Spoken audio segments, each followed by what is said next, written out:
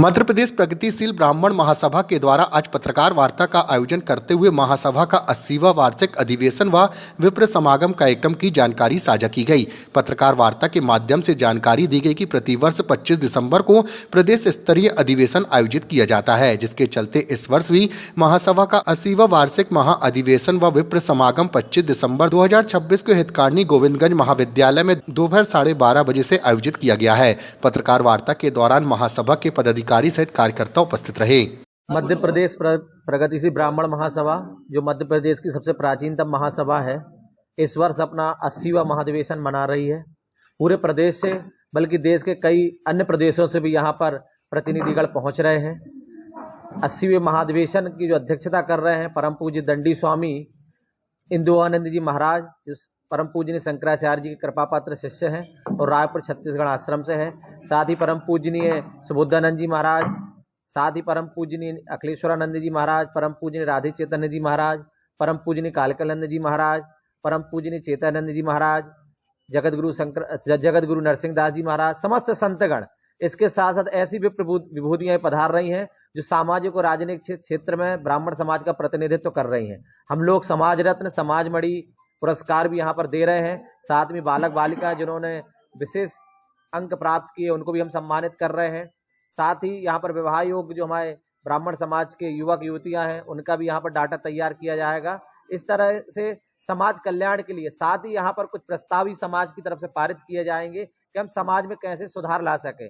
जिस तरह की आप देख रहे हैं आज वर्तमान परिवेश में कहीं ना कहीं समाज का क्षय हो रहा है। कुछ ऐसे कथाकार जो योग्यता नहीं रखते हैं, ना व्याकरण की उनको जानकारी है और कथा कर रहे हैं और समाज को दूषित कर रहे हैं, उसके विरोध में भी यहाँ पर हम लोग प्रस्ताव ला रहे हैं। साथ ही संस्कृत को हम लोग अनिवार्यता, क्योंकि संस्कृत हमारी सबसे प्राचीनतम भाषा है, हम लोग ये भी प्रस्ताव पारित कर रहे हैं कि संस्कृत की अनिवार्यता की जाए।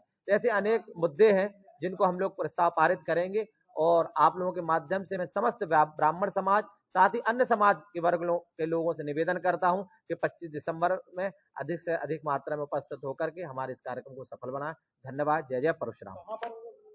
ये कार्यक्रम 25 दिसंबर को गोविंदगंज हमारा एक लक्ष्य है। हमारा सब पूरा समाज वर्ग यहाँ बैठा हुआ जो विशिष्ट उसके पदाधिकारीगण है। अभी 25 दिसंबर को बहुत बड़े रूप में हम लोग जो है इसमें मध्य प्रदेश प्रगतिशील ब्राह्मण महासभा का वार्षिक अधिवेशन होता है और 80 वर्षों से लगातार निरंतर विकास वृद्धि की ओर प्रवृत्त हो रहा है। अब की बार जो हमारे मुख्य आतिथ्य के रूप में पधार रहे हैं वो आ रहे हैं इंदु भवानी जी कहाँ से? रायपुर छत्तीसगढ़ से। तो उनके ही सानिध्य में यह कार्यक्रम शुभारंभ होगा और हमारे पूज्य श्री चरण सुबोधानंद जी महाराज, उनका भी पदार्पण होगा।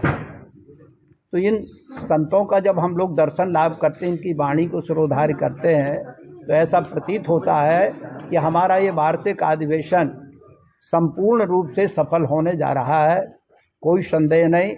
लेकिन आप लोगों का सहयोग भी उसमें चाहिए। जितना आप लोग प्रचार प्रसार करेंगे उतना ही हम लोगों को एक आत्मशक्ति की अनुभूति होगी और निरंतर ये दोनों हमारे जितने भी कर्मठ लगनशील यहाँ पर पदाधिकारीगण उपस्थित हैं, इनका भी आद्योपांत पूर्ण सहयोग उसमें रहता है।